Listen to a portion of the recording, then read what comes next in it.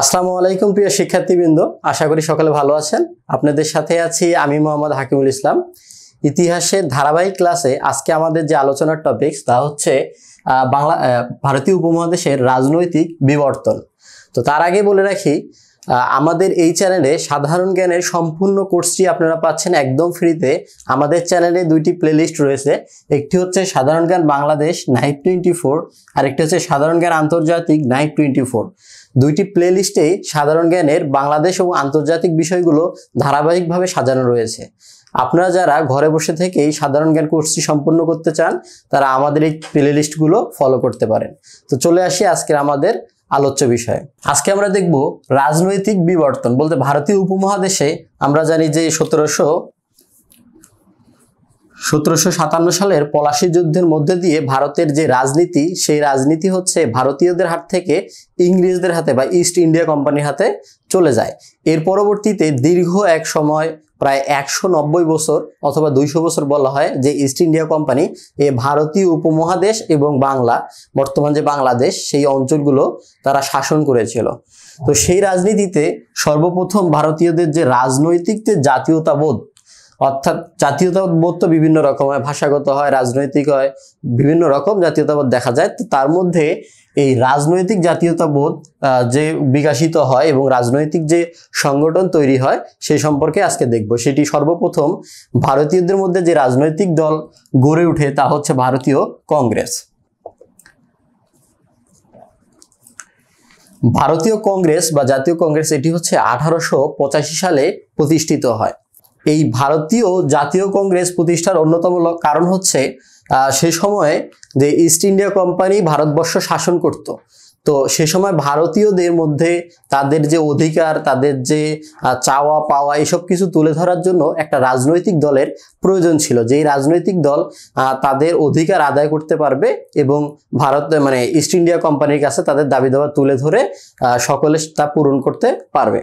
তো এখন বিষয় হচ্ছে এই ভারতীয় জাতীয় কংগ্রেস, যদিও ভারতীয় জাতীয় কংগ্রেস, কিন্তু এটি প্রতিষ্ঠাতা কিন্তু হচ্ছে একজন ইংরেজে বলা চলে, যিনি হচ্ছে সে সময় ইন্ডিয়ান সিভিল সার্ভিসের আগে কর্মকর্তা ছিলেন এবং পরবর্তীতে অবসর যাওয়ার পরে তার মনে হলো যে ভারতের জন্য একটু রাজনৈতিক দল প্রয়োজন এবং তার যে প্রচেষ্টা, সেই প্রচেষ্টা সর্বপ্রথম এই জাতীয় কংগ্রেস প্রতিষ্ঠিত হয় হচ্ছে 1885। তার নাম হচ্ছে অ্যালান অক্টোভিয়াম হিউম। ইনি হচ্ছে এই ভারতীয় জাতীয় কংগ্রেসের প্রতিষ্ঠাতা। এই ভারতীয় জাতীয় কংগ্রেস সম্পর্কে বিভিন্ন প্রতিযোগিতামূলক পরীক্ষা এবং বিশ্ববিদ্যালয় ভর্তি পরীক্ষায় আসে, কেননা এটি হচ্ছে সর্বপ্রথম যে রাজনৈতিক দল তা।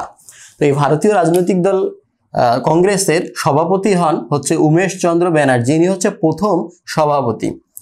এই ভারতের রাজনৈতিক দল, এই দল সম্পর্কে সবথেকে গুরুত্বপূর্ণ তথ্য হচ্ছে চারটি। এটি হচ্ছে ভারতের প্রথম রাজনৈতিক দল, প্রতিষ্ঠাতা হচ্ছে 1885, প্রতিষ্ঠা করেন হচ্ছে অ্যালান অক্টোভিয়াম হিউম এবং সভাপতি হচ্ছে উমেশ চন্দ্র ব্যানার্জি।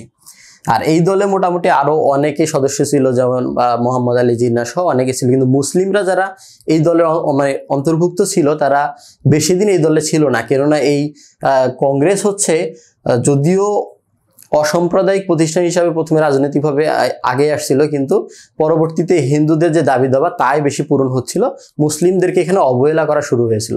তো এই জন্য প্রথম থেকে তাদের যে অংশগ্রহণ তা খুবই নগণ্য ছিল এবং একসময় গিয়ে 1906 সালে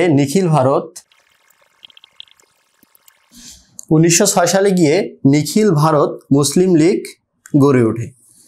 এই নিখিল ভারত মুসলিম লীগ গড়ে ওঠার পিছনে মূল কারণ হচ্ছে যে জাতীয় যে কংগ্রেস ছিল, এই কংগ্রেসে কি হতো না, মুসলিমদের যে অধিকার, তাদের যে দাবি তা হচ্ছে বেশি উত্থাপন হতো না বা তারা অধিকার পেত না সেখানে। এই জন্যই পরবর্তীতে 1906 সালে ঢাকার নবাব পরিবারের চতুর্থ নবাব সলিমুল্লাহের নেতৃত্বে এই নিখিল ভারত মুসলিম লীগ গড়ে ওঠে। তাহলে আমরা কি দেখলাম যে 1885 সালে যখন ভারতের জাতীয় কংগ্রেস গড়ে ওঠে, এই জাতীয় কংগ্রেসে মুসলিমরা তাদের অধিকার এবং দাবি আদায় করতে না পেরে বা সেখানে তারা সুবিধা না পেয়ে তারা নিজেরা একটি রাজনৈতিক দল গড়ে ওঠে, যার নাম হচ্ছে নিখিল ভারত মুসলিম লীগ, যার প্রতিষ্ঠা করেন হচ্ছে নবাব সলিমুল্লাহ। এই 1906 সালে নিখিল ভারত যে মুসলিম লীগ প্রতিষ্ঠিত হয়, এই মুসলিম লীগের যিনি সভাপতি হন তার নাম হচ্ছে নবাব ভিকারুন মুলক। তিনি হচ্ছে এই মুসলিম লীগের প্রতিষ্ঠাকালীন সভাপতি। তো মোটামুটি এই কয়েকটি তথ্য হচ্ছে আমাদের ভারতের যে প্রথম যে দুটি রাজনৈতিক দল, একটি হচ্ছে মূলত একটি নেতৃত্ব দিয়েছিল বেশি সময় হচ্ছে হিন্দুরা, আরেকটি হচ্ছে সম্পূর্ণভাবে মুসলিমরা নেতৃত্ব দিয়েছেন, অর্থাৎ ইস্ট ইন্ডিয়া কোম্পানি থেকে তাদের দাবি এবং অধিকার আদায়।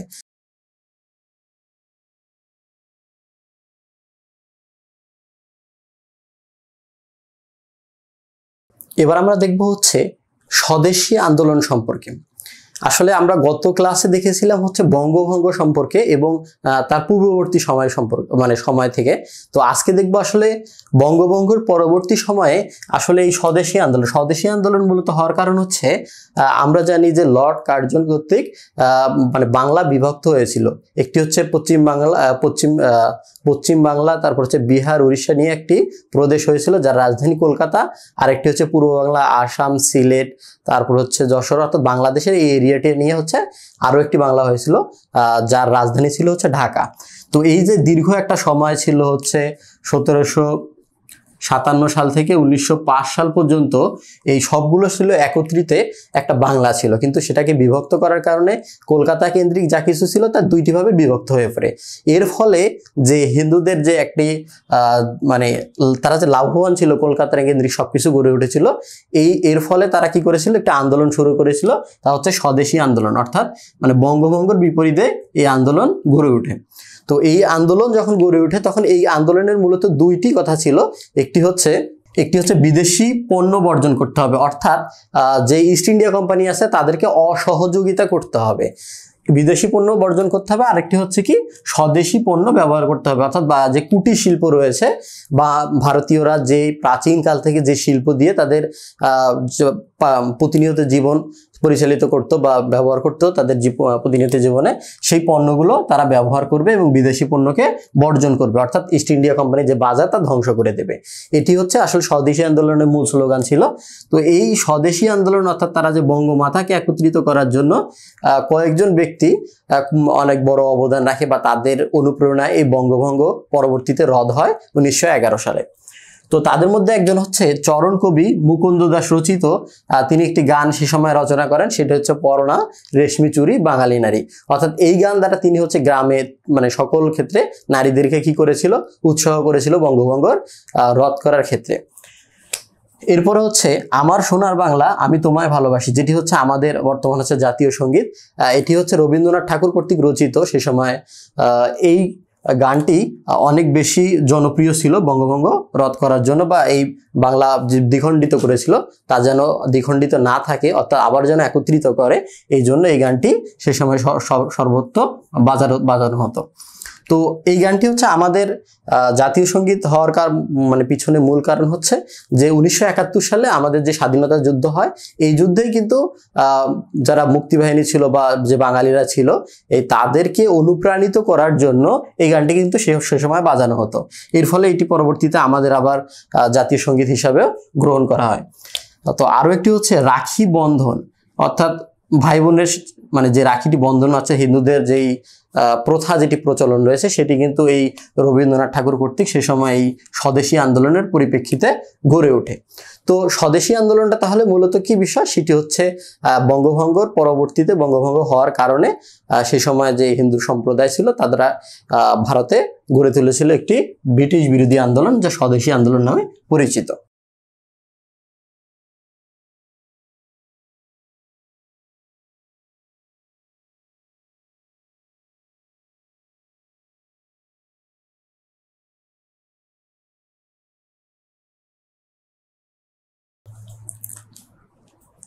এবার আমরা দেখব হচ্ছে স্বদেশী আন্দোলনের সময় যারা মানে প্রত্যক্ষভাবে এই আন্দোলনের সাথে মানে জড়িত ছিল এবং ইংরেজদের বিপক্ষে তারা কি করেছিল, বিদ্রোহ করেছিল।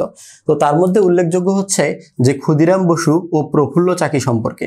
তো এই ক্ষুদিরাম বসু ছিল সে সময়ের খুবই ছোট অর্থাৎ কনিষ্ঠ একজন হচ্ছে বিপ্লবী। তিনি ইংরেজ ম্যাজিস্ট্রেট কিংসফোর্ডের গাড়ি লক্ষ্য করে সেখানে বোমা মেরেছিল, কিন্তু সেই গাড়িতে কিন্তু কিংসফোর্ড ছিলেন না, অর্থাৎ সেই ম্যাজিস্ট্রেট ছিলেন না, গাড়িতে ছিলেন হচ্ছে মিস অ্যান্ড মিসেস কেনেডি। তো তারা মারা যান এবং পরবর্তীতে ক্ষুদিরাম বসুকে মানে ফাঁসিতে ঝুলিয়ে মেরে ফেলা হয়। তো তার সহযোগী হিসাবে ছিল হচ্ছে প্রফুল্ল চাকি। এই প্রফুল্ল চাকি কিন্তু আত্মহত্যা করে মারা যান। তো অনেক সময় পরীক্ষায় আসে যে স্বদেশী আন্দোলন বা ব্রিটিশ ভারতীয় আন্দোলনের সর্বপ্রথম কোন ব্যক্তি বা কোন বাঙালি হচ্ছে আত্মহত্যা করে মারা যান, তিনি হচ্ছেন এই প্রফুল্ল চাকি। এনার কথা আমাদের মনে রাখতে হবে যে ইনি সর্বপ্রথম ব্যক্তি যিনি হচ্ছে ইস্ট ইন্ডিয়া কোম্পানির বিরুদ্ধে বিপ্লব করে সর্বপ্রথম আত্মহত্যা করে মারা যান। এরপরে হচ্ছে মাস্টারদা সূর্য সেনের নাম উল্লেখযোগ্য। তিনি হচ্ছে 1930 সালে হচ্ছে চট্টগ্রামের যে অস্ত্রাগার ছিল সেই অস্ত্রাগার লুণ্ঠন করে, অর্থাৎ ইংরেজদের যে অস্ত্রাগার ছিল সেই অস্ত্রাগার লুণ্ঠন করে পরবর্তীতে তাকে মেরে ফেলা হয় এবং নদীতে ভাসিয়ে দেওয়া হয়। তো এই মাস্টারদা সূর্য সেনের হচ্ছে সহযোগী ছিল বা তার শিষ্য ছিল হচ্ছে প্রীতিলতা ওয়াদেদার। তিনি হচ্ছে ইউরোপীয় যে ক্লাব ছিল সে সময় চট্টগ্রামের, সেই ক্লাব আক্রমণ করে এবং এর পরবর্তীতে তাকে যখন ইস্ট ইন্ডিয়া কোম্পানির যেই মানে সেনাবাহিনী ছিল তারা ধরতে আসলে তিনি আত্মহত্যা করে মারা যান। তাইলে আমরা দেখলাম যে ইস্ট ইন্ডিয়া কোম্পানির বিরুদ্ধে বিপ্লবে দুজন ব্যক্তি হচ্ছে আত্মহত্যা করে মারা যান। সর্বপ্রথম এবং কনিষ্ঠ ব্যক্তি হচ্ছে প্রফুল্ল চাকি এবং দ্বিতীয় ব্যক্তি হচ্ছে প্রীতিলতা ওয়াদেদার।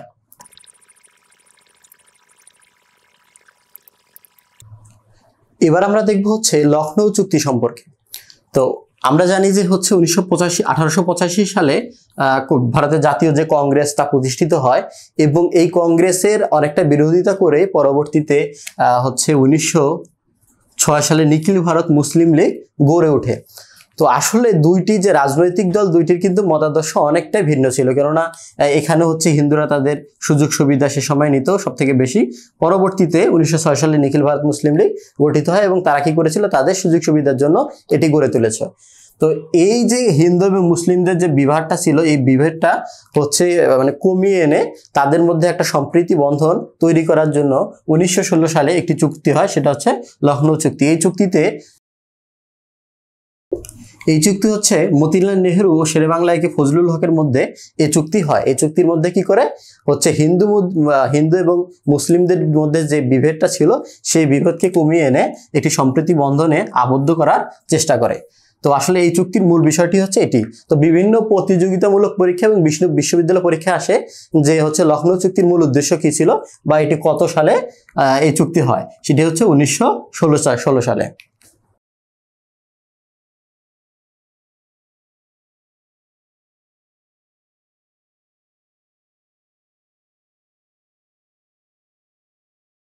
এবার আমরা দেখব হচ্ছে খিলাফত আন্দোলন সম্পর্কে। তো এই খিলাফত আন্দোলন হচ্ছে মূলত অটোমান সাম্রাজ্যকে কেন্দ্র করে গড়ে উঠেছে। তো আমরা জানি যে উমাইয়া খেলাফত আব্বাসীয় খেলাফতের পরে পৃথিবীর ইতিহাসে সবথেকে বৃহৎ মুসলিম যে খেলাফত ছিল তা হচ্ছে অটোমান খেলাফত বা অটোমান এম্পায়ার বা ওসমানীয় সাম্রাজ্য।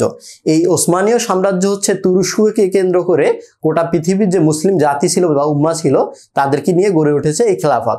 এই ওসমানীয় সাম্রাজ্যের যিনি প্রতিষ্ঠাতা ছিল ওসমান গাজী, এবং আমরা জানি যে এই সম্পর্কে একটি গুরুত্বপূর্ণ তথ্য আমরা আগের ক্লাসে দেখেছিলাম যে 1453 সালে দ্বিতীয় মোহাম্মদ কনস্টান্টিনোপল জয় করেছেন, অর্থাৎ ইউরোপে মুসলিমদের যে সাম্রাজ্য তা বিস্তার করেছিল। তো দীর্ঘ 600 বছর সেই হচ্ছে 14 শতাব্দী থেকে শুরু করে 20 শতাব্দী পর্যন্ত এই অটোমান এম্পায়াররা সেখানে শাসন করেছে। তো তাদেরকে কেন্দ্র করে যে মুসলিম যে বিশ্বটা ছিল সেই বিশ্ব হচ্ছে প্রথম বিশ্বযুদ্ধে 1914 থেকে পরবর্তী সময়ে যেই পরাজয় ঘটেছে অটোমান এম্পায়ারের, সেই সময় এই খিলাফত আন্দোলন গড়ে উঠে হচ্ছে ভারতীয় উপমহাদেশে। অর্থাৎ আমরা জানি যে প্রথম বিশ্বযুদ্ধে হচ্ছে জার্মান সাম্রাজ্য, তারপরে অস্ট্রো হাঙ্গেরিয়ান সাম্রাজ্য, অটোমান সাম্রাজ্য ছিল অক্ষয় শক্তির দিকে, আর মৃত্যু শক্তির দিকে ছিল হচ্ছে ইংল্যান্ড, ফ্রান্স, তারপরে হচ্ছে ইতালি এবং অন্যান্য রাশিয়া সহ অন্যান্য দেশ। তো আমরা জানি যে প্রথম বিশ্বযুদ্ধে যখন অটোমান সাম্রাজ্য পরাজিত হয় তখন কি হয়, এই অটোমান সাম্রাজ্যকে বিভিন্নভাবে বিভক্ত করা হয়। সেভার চুক্তি, তারপরে লুজান চুক্তি, এই চুক্তির দ্বারা বিভক্ত করে ফেলে। তো এই প্রথম বিশ্বযুদ্ধে ইংল্যান্ডের উপনিবেশ ছিল, কিন্তু সে সময় ভারতীয় এই উপমহাদেশ যে জায়গাটা সেটি হচ্ছে ইংল্যান্ডের উপনিবেশ আমরা জানি। তো সেই সময় ইংল্যান্ড তার সমগ্র পৃথিবীতে যে উপনিবেশ ছিল সেখান থেকে সৈন্য সংগ্রহ করেছিল তাদের পক্ষে যুদ্ধ করার জন্য। তো তারা ঠিক একইভাবে ভারতীয় উপমহাদেশে আসে এবং ভারতীয় উপমহাদেশ থেকে সৈন্য নেওয়ার চেষ্টা করে এবং নেয়। এবং সে সময় ভারতীয়দেরকে কথা দেয় যে যেহেতু ভারতীয়রা অটোমানদেরকে তাদের খিলাফত মনে করত মুসলিম বিশ্বের, তো তারা এই যুদ্ধে মানে অটোমানদের বিপক্ষে অংশগ্রহণ করতে চায় না। কিন্তু ইংরেজরা সে সময় হচ্ছে কথা দেয় যে যদি তারা অংশগ্রহণ করে সে সময় যদি অটোমান সাম্রাজ্য পরাজিত হয় তাদেরকে ভাঙবে না বা তাদের কোনো ক্ষতি করবে না। কিন্তু প্রথম বিশ্বযুদ্ধ পরাজয়ের পরে সেই ব্রিটিশরা কিন্তু অর্থাৎ ইংল্যান্ড কিন্তু সেই কথা রাখে না। ইংল্যান্ড হচ্ছে সেভার্ট চুক্তি এবং পরবর্তীতে লুজান চুক্তি দ্বারা অটোমান সাম্রাজ্য ভেঙে ফেলে। তো সর্বপ্রথম যখন সেভার্ট চুক্তি করা হয় তখনই কিন্তু এই খেলাফত আন্দোলন শুরু হয় কোথায়? ভারতীয় উপমহাদেশে। অর্থাৎ তারা তাদের মুসলিম বিশ্বের যে খেলাফতকে অটোমানকে মনে করতো সেটা ভেঙে যায় এবং এই মৌলানা শওকত আলী, মৌলানা আবুল কালাম আজাদ এবং মৌলানা মোহাম্মদ আলী এই তিন ব্যক্তির নেতৃত্ব হচ্ছে ভারতীয় উপমহাদেশে সে সময় খেলাফত আন্দোলন গড়ে ওঠে। তো এই খেলাফত আন্দোলন কিন্তু 1919 সাল থেকে যখন প্রথম বিশ্বযুদ্ধের পরিসমাপ্তি ঘটে এবং 1923 সাল পর্যন্ত চলে। 1923 সালে হচ্ছে মোস্তফা কামাল আতাতুর্ক তিনি হচ্ছে তুরস্ককে প্রজাতান্ত্রিক রাষ্ট্র হিসাবে ঘোষণা দেয় বা তুরস্ককে তুর্কিয়ে প্রজাতন্ত্র হিসাবে ঘোষণা দেয়। তো সেই সময়ের পরবর্তীতে এবং নেতৃত্বের অভাবে পরবর্তীতে এই খেলাফত আন্দোলন একসময় মানে নিস্তব্ধ হয়ে যায়।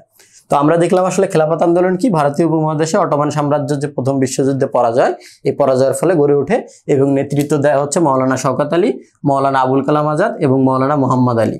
এবং এর সময়কাল হচ্ছে 1919 থেকে 1923 এবং 1923 সালে যখন মোস্তফা কামাল আতাতুর্ক তুরস্ককে হচ্ছে প্রজাতন্ত্র হিসাবে ঘোষণা দেয় তখন এই অটোমান ভারতীয় উপমহাদেশে খেলাফত আন্দোলন অর্থাৎ ব্রিটিশ বিরোধী একটি আন্দোলন হচ্ছে নিস্তব্ধ হয়ে পড়ে। তো এই প্রশ্ন এখানে কিন্তু প্রশ্ন ভিন্নভাবে হতে পারে যে নিচের কোনটি ব্রিটিশ বিরোধী আন্দোলন। অনেক সময় দেখা গেল অপশন অনেকগুলো দিয়ে খেলাফত আন্দোলন দিল, তাহলে আমাদের মনে রাখতে হবে খেলাফত আন্দোলনও একটি ব্রিটিশ বিরোধী আন্দোলন ছিল।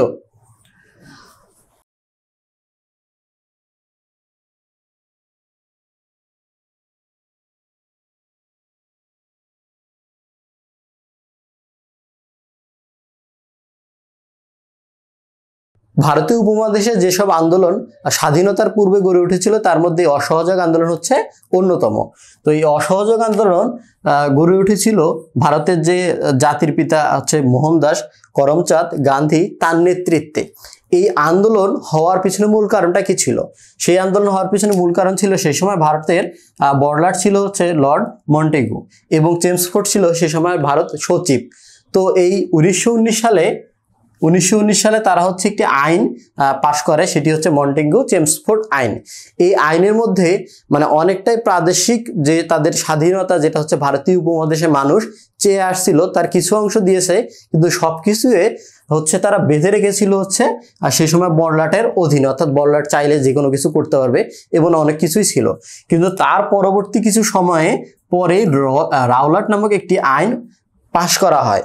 এই আইনে বলা হচ্ছে যে ভারতীয় উপমহাদেশের যে কোনো ব্যক্তিকে যদি মনে করে যে ইংরেজরা যে রাষ্ট্রদ্রোহিতা করতে পারে বা রাষ্ট্রের বিরুদ্ধে কোনো কাজ করতে পারে তাহলে তাকে বিনা ওয়ারেন্টে বিনা মানে কৈফিয়তে ধরে নিয়ে যেতে পারবে এবং যে কোনো শাস্তি দিতে পারবে। এমন বিষয়টা থাকার কারণে এই আইন যখন পাশ করা হয় তখন এই গান্ধীর নেতৃত্বে অর্থাৎ মহাত্মা গান্ধীর নেতৃত্বে ভারতীয় উপমহাদেশে সে সময় অসহযোগ আন্দোলনের সূত্রপাত ঘটে এবং এই আন্দোলনে এই আইন পাশ করার পরবর্তীতে গান্ধীজি 6 এপ্রিল অসহযোগ আন্দোলনে তিনি হচ্ছে ডাক দেন এবং পরবর্তীতে যখন কয়েকদিন ধরে এই আন্দোলন চলার পরে 13 এপ্রিল জালিয়ানওয়ালাবাগ নামক একটি জায়গায় অনেক বিক্ষুব্ধ জনতা যখন আন্দোলন করছিল সে সময় হচ্ছে ইস্ট ইন্ডিয়া কোম্পানির যে শাসকরা ছিল এবং তাদের যে নিরাপত্তা বাহিনী ছিল তারা এই জায়গার মধ্যে সাধারণ মানুষের উপরে বা বিক্ষুব্ধ মানুষের উপরে হচ্ছে গুলি চালায় এবং 400 থেকে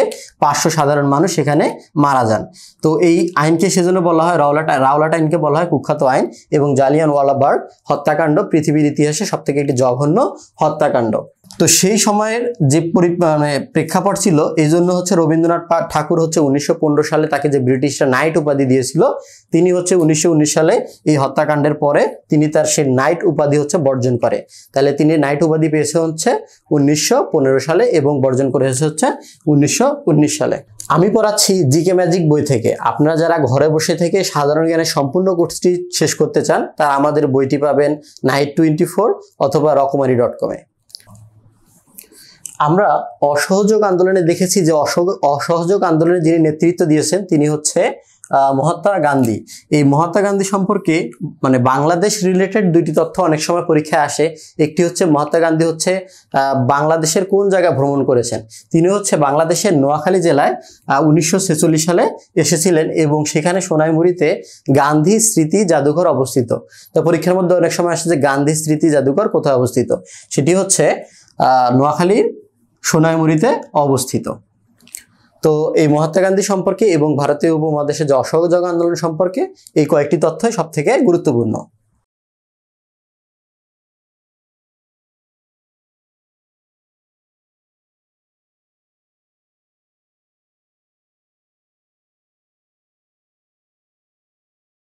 এবার আমরা দেখব হচ্ছে 1935 সালের ভারত শাসন আইন সম্পর্কে। 1935 সালের ভারত শাসন আইনের যে সব থেকে মূল যে বিষয়বস্তু তা হচ্ছে প্রাদেশিক স্বায়ত্তশাসন। অর্থাৎ ভারতীয় উপমহাদেশের যে জনগণ ছিল তারা দীর্ঘদিন ধরে ব্রিটিশদের বিরুদ্ধে এই একটা বিষয় আন্দোলন চাচ্ছিল, সেটি হচ্ছে মানে একটা বিষয় দাবি ছিল তাদের, তা হচ্ছে প্রাদেশিক স্বায়ত্তশাসন। অর্থাৎ প্রদেশগুলো স্বায়ত্তশাসন দিতে হবে এবং এইগুলোর অধিকার দিতে হবে এই বিষয়গুলোর মানে ভারতীয় জনগণকে, মানে তারা এখানে রাজনৈতিক অধিকার পাবে এই প্রদেশগুলোতে। তো অনেক সময় পরীক্ষায় আসে 1935 সালের ভারত শাসন আইনের বিষয়বস্তু কি, তাহলে আমাদের মনে রাখতে হবে 1935 সালে ভারত শাসন আইনের বিষয়বস্তু হচ্ছে প্রাদেশিক স্বায়ত্তশাসন। এখন 1935 সালে ভারত শাসন আইন কিন্তু সরাসরি হয়নি, এর পূর্বে কিছু বিষয় ঘটেছিল। যেমন 1928 সালে নেহেরু একটি রিপোর্ট দিয়েছিল হচ্ছে সে সময় ভারতের যে বড়লাট ছিল ইস্ট ইন্ডিয়া কোম্পানি তাকে, এবং তার পরবর্তীতে 1929 সালে মোহাম্মদ আলী জিন্নাহ যিনি হচ্ছে পাকিস্তানের জাতির জনক, তিনি হচ্ছে 14 দফা দাবি পেশ করেছিল তাদের কাছে, ইংরেজদের কাছে। তো পরবর্তীতে 1930, 1931, 1932 3 বছর গোলটেবিল বৈঠক হয়। অর্থাৎ সে সময় যে কংগ্রেসের যে প্রধান নেতারা ছিল, মুসলিম লীগের যে প্রধান নেতারা ছিল, তারা সহকারে ইস্ট ইন্ডিয়া কোম্পানি যারা নেতা ছিল তারা একত্রে বসে মিটিং করেছিল, অর্থাৎ গোলটেবিল বৈঠক করেছিল যে ফলাফল কি হবে, অর্থাৎ প্রাদেশিক স্বায়ত্তশাসন দেবে কিনা বা প্রদেশগুলো কিভাবে হবে, ক্ষমতা কাকে হস্তান্তর করা হবে, এই বিষয়গুলোর জন্য বৈঠক বসেছিল হচ্ছে 1930 সাল, 1931 সাল, 1932 সালে। অনেক সময় পরীক্ষায় আসে যে রাউন্ড টেবিল কনফারেন্স কিসের সাথে আর কি সম্পর্কিত, এরকম কোশ্চেন অনেক সময় আসে, বা গোল টেবিল বৈঠক, তাহলে আমাদের মনে রাখতে হবে এটি কিন্তু 1935 সালে ভারত শাসন আইনের সাথে সম্পর্কিত। কেননা সে সময় এই বৈঠকগুলোর পরে 1935 সালে হচ্ছে যে ভারত শাসন আইন তার একটি সিদ্ধান্ত আসে। তো 1935 সালে যে ভারত শাসন আইন, সেই আইনের পরবর্তীতে 1937 সালে প্রথম কিন্তু এই ভারতীয় উপমহাদেশে প্রাদেশিক যে নির্বাচন ছিল সেই নির্বাচন অনুষ্ঠিত হয়। এই নির্বাচনে সব থেকে বেশি হচ্ছে যে সিট পায় হচ্ছে, আসন সংখ্যা পায় হচ্ছে কংগ্রেস, ভারতের যে জাতীয় কংগ্রেস ছিল 52টি আসন পায়, আর এবং মুসলিম লীগ পায় হচ্ছে 42টি এবং কৃষক প্রজা পার্টি হচ্ছে 36টি। তো আসলে এই যে কৃষক প্রজা পার্টি, মুসলিম লীগ অথবা কংগ্রেস যে আসনগুলো পায় এগুলো কিন্তু কোনোটাই সংখ্যাগরিষ্ঠ আসন ছিল না, কেননা অর্ধেকের বেশি আসন পেলে সেটা সংখ্যাগরিষ্ঠ কিন্তু আসন হয়। তো এর ফলে পরবর্তীতে মানে কোয়ালিশন সরকার গঠন করা হয় বা যৌথ সরকার গঠন করা হয়। তো 1937 সালের যে প্রাদেশিক নির্বাচন হয়, এই নির্বাচনে একক সংখ্যাগরিষ্ঠ কোনো দল না হওয়ার কারণে পরবর্তীতে মুসলিম লীগ এবং কৃষক প্রজা পার্টি এই দুইটি রাজনৈতিক দল একত্রিত হয়ে একটি কোয়ালিশন সরকার গঠন করা হয়। কোয়ালিশন সরকার কি? এটি হচ্ছে একাধিক রাজনৈতিক দল যদি সংখ্যাগরিষ্ঠতা না পায় তারা একত্রিত হয়ে সংখ্যাগরিষ্ঠতা অর্জন করে তারা সরকার গঠন করে। এই সরকারের প্রধান হচ্ছে বা মুখ্যমন্ত্রী হয় হচ্ছে এ.কে. ফজলুল হক, যাকে আমরা শেরে বাংলা এ.কে. ফজলুল হক বলে চিনি। তাহলে মোটামুটি এই কয়েকটি তথ্য হচ্ছে 1935 সালে ভারত শাসন আইন এবং তার সাথে সম্পর্কিত যে বিষয়গুলো রয়েছে তা হচ্ছে গুরুত্বপূর্ণ।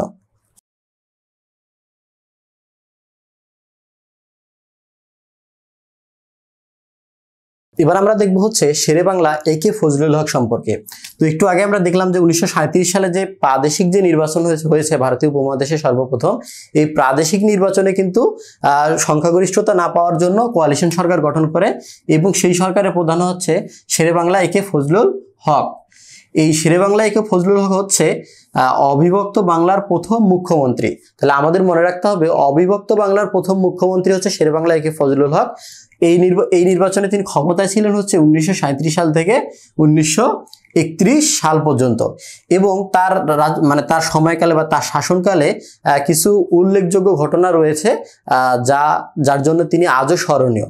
তার মধ্যে সবথেকে গুরুত্বপূর্ণ বিষয় তিনি হচ্ছে মানে ভারতীয় উপমহাদেশে যতজন রাজনৈতিকবিদ ছিল যারা জনগণের হয়ে কাজ করছে, তার মধ্যে এই শেরেবাংলা একে ফজলুল হক মানে সব থেকে উল্লেখযোগ্য ব্যক্তি, কেননা তিনি কৃষকদেরকে নিয়ে কাজ করছে। অর্থাৎ ব্রিটিশরা যে ভারতীয় উপমহাদেশে ছিল, তারা যে শোষণ নির্যাতন বঞ্চনা করছে, জমিদারদের দ্বারা কর মানে খাজনা তুলে নিছে জমি থেকে, কিন্তু কৃষকদের জন্য মানে শেরেবাংলা একে ফজলুল হক যতগুলো কাজ করেছে অন্য কেউ কাজ করেনি, কেননা তিনি ঋণ সালিসি বোর্ড গঠন করেছিল। তিনি হচ্ছে কৃষক মানে জমিদাররা কৃষকদের উপর অতিরিক্ত প্রেসার করে যে খাজনা আদায় করত, এই যে অন্যায় অবিচারগুলো করত, এর বিরুদ্ধে কিন্তু এই শেরেবাংলা একে ফজলুল হকে একাই লড়েছিল সে সময়। তাই ওনার সম্পর্কে এই তথ্যটি খুবই গুরুত্বপূর্ণ। তাই তিনি হচ্ছে ঋণ সালিসি বোর্ড গঠন করেন এবং বর্তমান যে আমরা শেরেবাংলা কৃষি বিশ্ববিদ্যালয় দেখছি তা কিন্তু তিনিও প্রথমে একটি কলেজ হিসাবে শুরু করেন, পরবর্তীতে এটি বিশ্ববিদ্যালয়ে রূপান্তরিত হয়। তো এই শেরেবাংলা একে ফজলুল হক কিন্তু প্রথম যে 1937 সালের নির্বাচন, 1937 সালের নির্বাচনে তিনি প্রথম অবিভক্ত বাংলার মুখ্যমন্ত্রী হিসাবে নির্বাচিত হন। পরবর্তীতে কিন্তু 1941 সালে যে শ্যাম হক মন্ত্রিসভা যে গঠন করা হয়, সেই মন্ত্রিসভায় কিন্তু তিনি মুখ্যমন্ত্রী হিসাবে দায়িত্ব পান। তাহলে আমরা দেখলাম যে অবিভক্ত বাংলার প্রথম মুখ্যমন্ত্রী তিনি, অবিভক্ত বাংলার দ্বিতীয় মুখ্যমন্ত্রীও তিনি।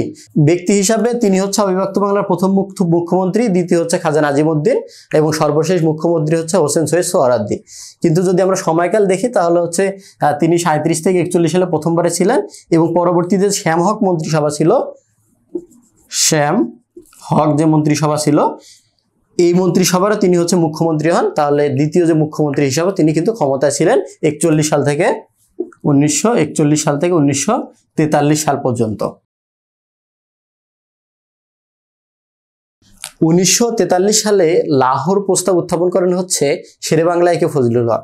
সেই প্রস্তাবের অন্যতম যে কথাটি ছিল সেটি হচ্ছে উত্তর পশ্চিম অঞ্চল নিয়ে, অর্থাৎ সংখ্যাগরিষ্ঠ যে মুসলিম যে অঞ্চলগুলো রয়েছে তা নিয়ে হচ্ছে একাধিক হচ্ছে মুসলিম রাষ্ট্র গঠন করবে। এটি হচ্ছে লাহোর প্রস্তাবের উল্লেখযোগ্য যে মূল কথাটি। এবং 1940 সালের পূর্বেই কিন্তু এই একাধিক যে মুসলিম রাষ্ট্র বা একটি মুসলিম রাষ্ট্র গঠন করবে তা কিন্তু মোহাম্মদ আলী জিন্নাহ বলেছেন। তাই দ্বিজাতির তত্ত্বের জনক কিন্তু মোহাম্মদ আলী জিন্নাহকে বলা হয়। তাহলে দ্বিজাতির তত্ত্বের জনক হচ্ছে মোহাম্মদ আলী জিন্নাহ, কিন্তু শেরেবাংলা একে ফজলুল হক লাহোরে যেটি উত্থাপন করেন তা হচ্ছে উত্তর পশ্চিম অঞ্চল নিয়ে এক বা একাধিক রাষ্ট্র মানে গড়ে উঠবে আর কি বিষয়টি।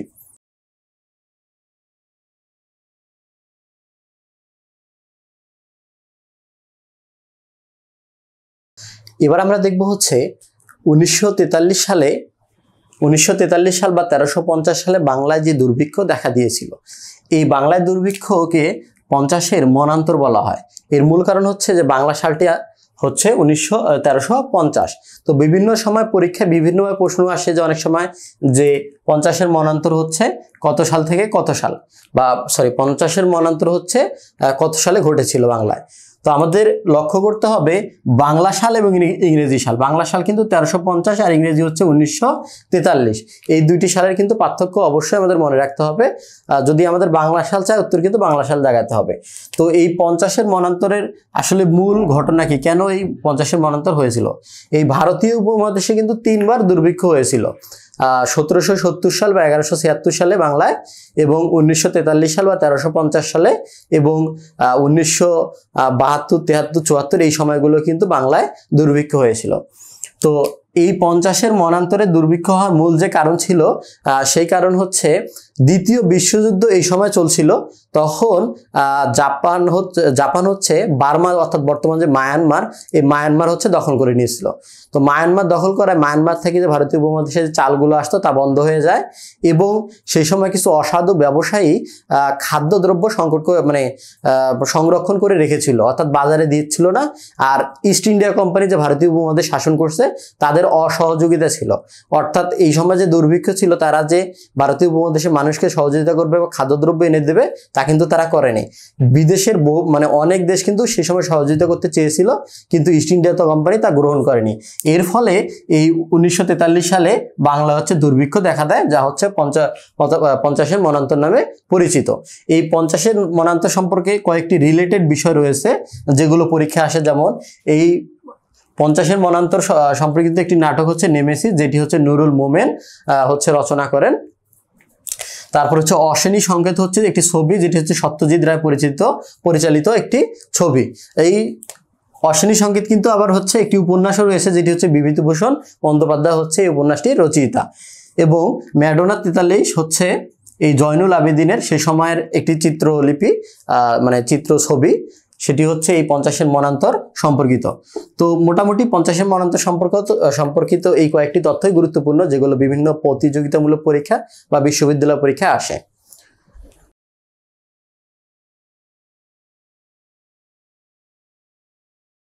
আমরা পূর্বে দেখেছিলাম যে 1937 সালে প্রাদেশিক যে মানে 1937 সালে যে প্রাদেশিক নির্বাচন হয়েছে, এর মধ্যে দিয়ে অবিভক্ত বাংলার যে প্রথম মুখ্যমন্ত্রী হয়েছিল হচ্ছে শেরেবাংলা একে ফজলুল হক। এর পরবর্তীতে তিনি 41 সালে কিন্তু নির্বাচনে আবারও মুখ্যমন্ত্রী হিসাবে দায়িত্ব পেয়েছেন, মানে ব্যক্তি হিসাবে তিনি 2বার মুখ্যমন্ত্রী হয়েছিলেন অবিভক্ত বাংলার প্রথমে। এর পরবর্তীতে অবিভক্ত বাংলার দ্বিতীয় ব্যক্তি হিসাবে মুখ্যমন্ত্রী হন হচ্ছে খাজা নাজিমউদ্দিন, এবং অবিভক্ত বাংলার সর্বশেষ মুখ্যমন্ত্রী হন হচ্ছে 1946 সালে হোসেন শহীদ সোহরাওয়ার্দী। তো আমাদের মনে রাখতে হবে যে এই 1946 সালে হচ্ছে সর্বশেষ যিনি মুখ্যমন্ত্রী হন তিনি হচ্ছে হোসেন শহীদ সোহরাওয়ার্দী। বিভিন্ন প্রতিযোগিতামূলক পরীক্ষা প্রথম এবং সর্বশেষ অর্থাৎ শেরেবাংলা একে ফজলুল হক এবং হোসেন শহীদ সোহরাওয়ার্দী এই সম্পর্কে পরীক্ষায় আসে। তো 1946 সালে তিনি মুখ্যমন্ত্রী হওয়ার পরে আমরা জানি 1947 সালের 14ই আগস্ট পাকিস্তান এবং 15ই আগস্ট হচ্ছে ভারত স্বাধীনতা লাভ করে। তাই পরবর্তীতে আর কোনো মুখ্যমন্ত্রী ছিল না। তাই আমরা সর্বশেষ বলতে পারি অবিভক্ত বাংলার শেষ মুখ্যমন্ত্রী হচ্ছে হোসেন শহীদ সোহরাওয়ার্দী। তো আজকের ক্লাসটি এই পর্যন্তই। আপনাদের যাদের ক্লাসটি ভালো লেগেছে লাইক করবেন, কমেন্ট করবেন এবং সাবস্ক্রাইব করবেন চ্যানেলটি। আর সকলে ভালো থাকবেন, দেখা হচ্ছে আগামী ক্লাসে। আল্লাহ হাফেজ।